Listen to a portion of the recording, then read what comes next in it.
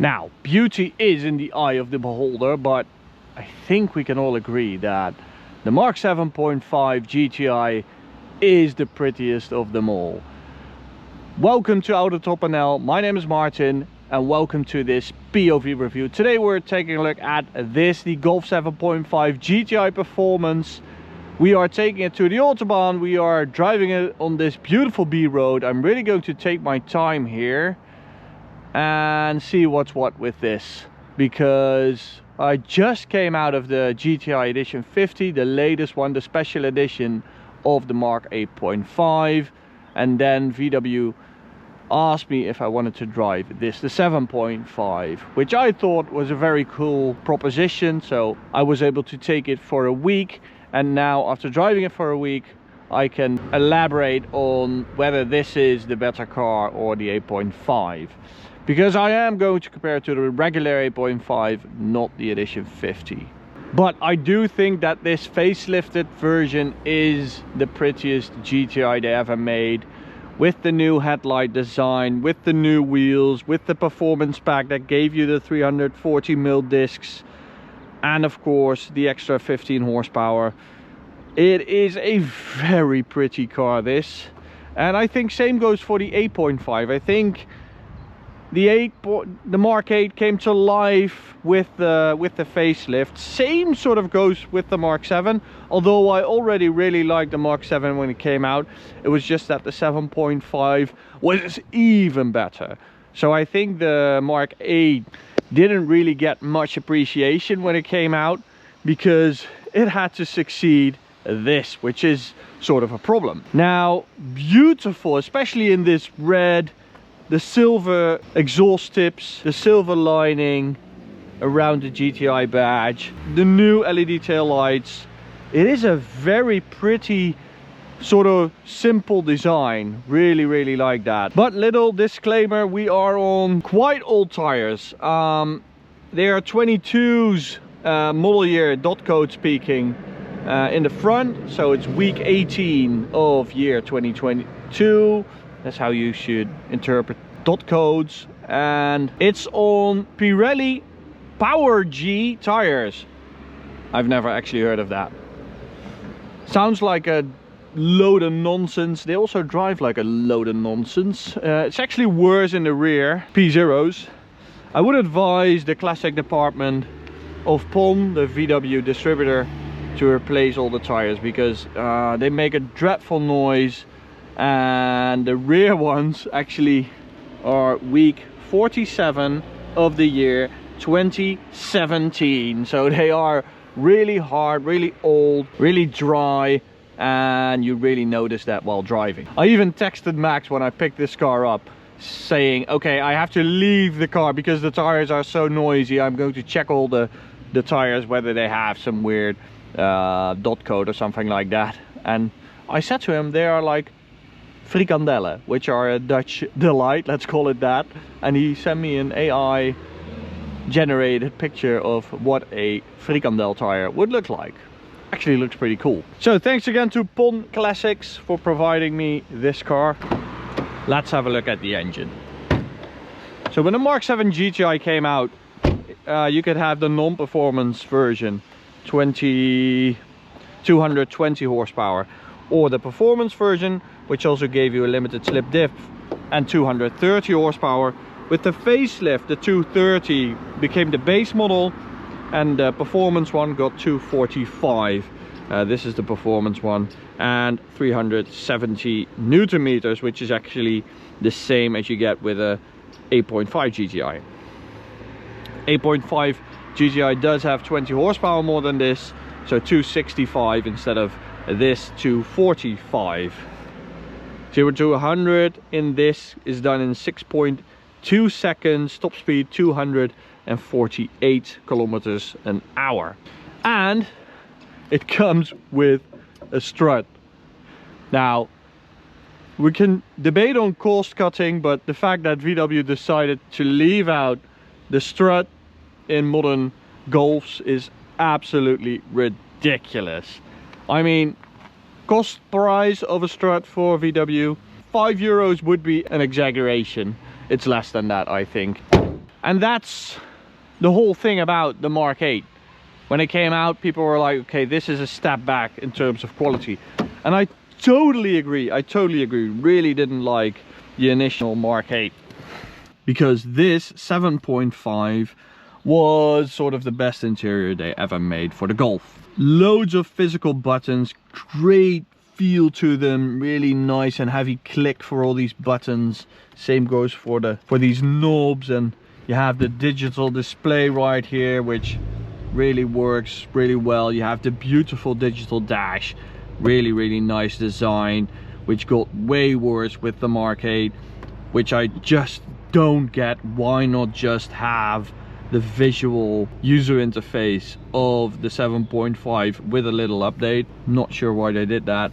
So the sat nav system, or the infotainment system, it's a little laggy when you compare it to modern systems, but you know, it's a beautiful, simple design, works really well. The screen is nice, physical buttons for heated seats, and you could fry an egg on these seats. Gear lever, put it into manual by just flicking it right. They don't have the right sequence though, because upshifting should be towards you and downshifting should be upwards. So, but that's a VW Group thing. Only Porsche and BMW do it right. Physical buttons for the start-stop system, for driving modes, and for the ESC. So we're going to flick it into sport mode and turn off the stupid start-stop system. Sport mode for the ESC system. There is an individual mode which you can adjust, like with the Mark 8.5. It does have DCC, but it only has 3 settings. The 8.5 has the new 15 setting, dynamic damper control, which is the best thing about the 8.5, I think, which does make a big difference compared to this. The seats are different compared to the 8.5. The 8.5 has visually very impressive seats, but functionally I prefer the 7.5 seats, because you just have more side support, even though it doesn't look like it. But my side support starts at my hip and it ends at my armpit, so I'm really nice and snug in these seats, which isn't the case with the 8.5 seats. Downside of the 7.5, once it starts up and the first few revs from like 1000 to 2000 RPM, it sounds like a freaking diesel. What is up with that? This is one of the first 7.5s, so that means it doesn't have an OPF filter. The OPF filters came in 2019, so that means this still has a very decent soundtrack for a 4-cylinder, of course.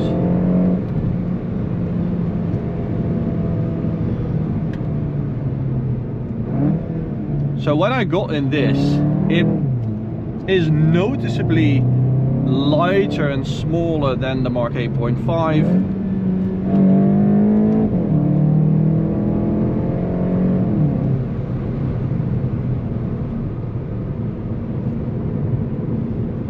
Which of course is a good thing. The steering is a little heavier, it feels more weighted. Not sure it's actually better, but I would really have to drive them back to back.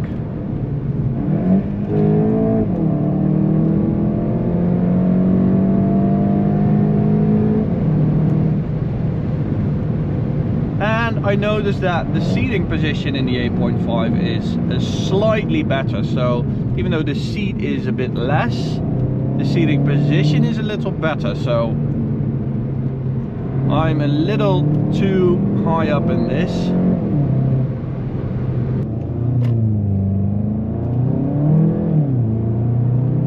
Also very noticeable is that the DSG in the 8.5 is quicker, significantly. So both up and down shifts are just snappier, crisper in the 8.5.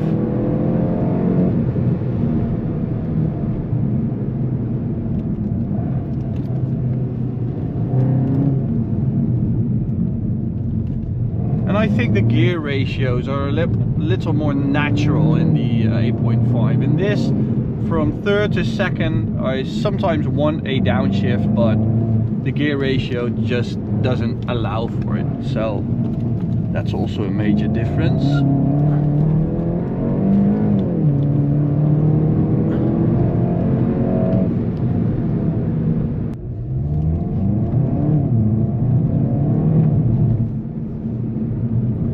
And another downside of the 7.5 is that it was very tunable. Now, I call it a downside because I think these GTIs as stock are just magnificent to look at, to drive, and you really shouldn't compromise that balance. So a lot of them, nearly all of them, I think, got tuned and got body kits, different exhausts, different wheels, stuff like that. Ended up at the wrong owners, basically. And stuff like this, a completely bone stock red GTI performance, is actually becoming quite rare. Which sort of is a shame, because this could have been a very obtainable car for a lot of people, but because there are so many of them that are tuned, which people don't want, the good ones are getting really, really expensive.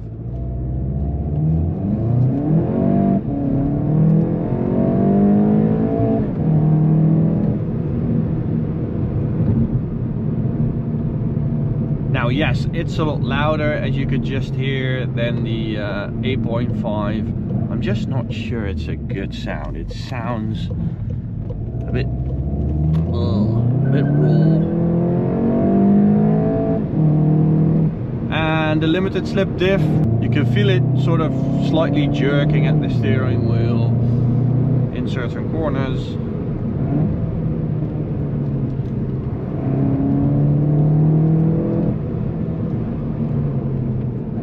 There, I wanted the downshift, didn't get it, because second is just a little too short, I think.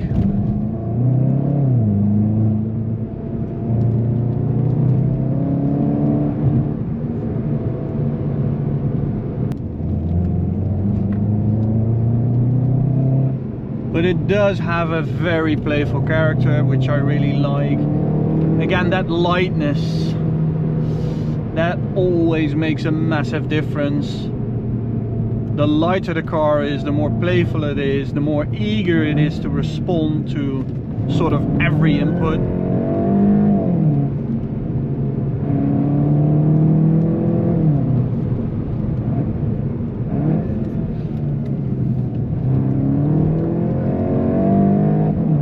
Still, it's nothing like a good Renault Sport model, or, you know, the very aggressive Honda Civics. But as an all-rounder, the GTI is and always will be the best hot hatch there is. Brakes were horrible though back there. Wow. They really should do something about that. But first, let's see what you will do 200. Should be 6.2.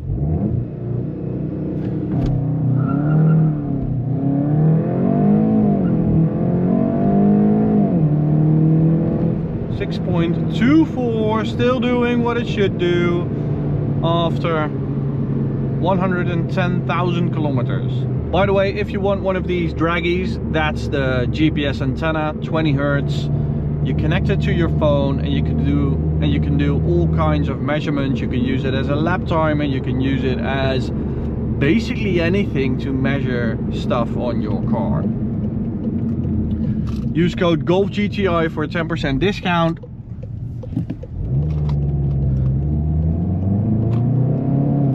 We ship it worldwide and we always have stock. And now I'm also going to use it to measure the 100 to 200 performance. So it's 14.1 for the 8.5, which, as I said, has 20 horsepower more, but This is a bit lighter, and apparently it still has the power to do the factory numbers. So let's see what she will do. 100 to 200. Let's find a decent spot to do that.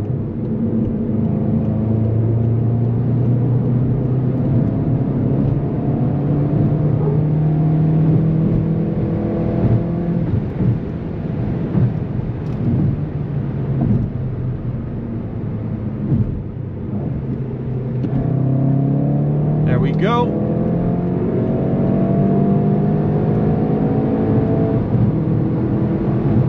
It does feel a bit dead, like right on top at the rev range. It is really nice and boosty down low. It really picks up well. You get that torque down low. That was a 1608. But like high up in the rev range, it really doesn't feel all that powerful, to be honest. I think the 245 horsepower is reached sooner than like 6,500 RPM.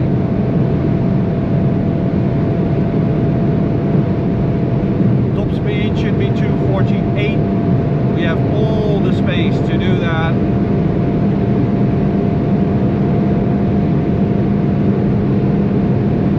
Let's see if we can do that still. 247. Come on. 248. There we go.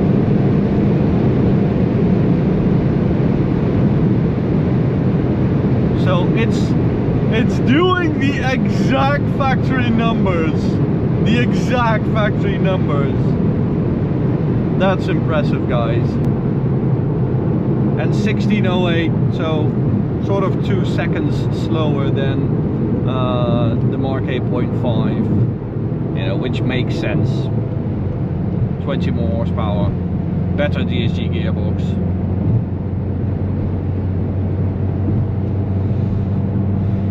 See if I can improve on that using manual mode. Third gear. There we go. Third gear.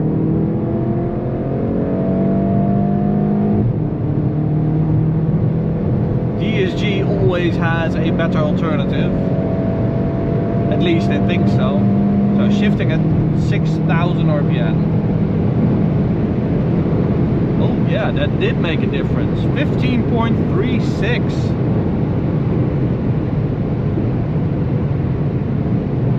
So consumer advice, don't use the revs after 6,000 RPM on your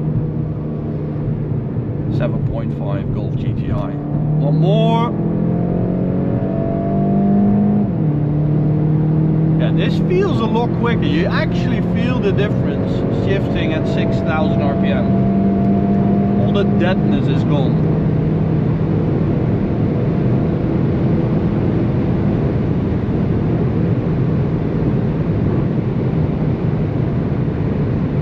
Okay, so that was an average of 15.5 seconds using manual mode. Now let's do one more in auto mode to see if there's really a difference.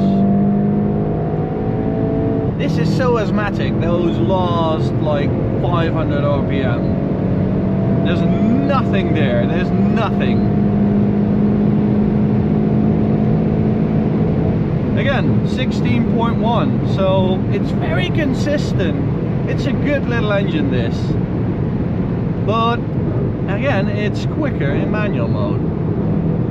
That to me is always so weird. Like, why didn't they set the shift point at 6,000 RPM? Is that purely for emotion, doing more RPM? It's not for performance. Okay guys, thank you so much for watching. Thanks to Pon, the importer of VW in the Netherlands, for lending us this car. I really appreciate it that we get to drive these older models, and I really do hope that they are building that collection. So we all know older cars are more fun, so let's hope they keep building that collection.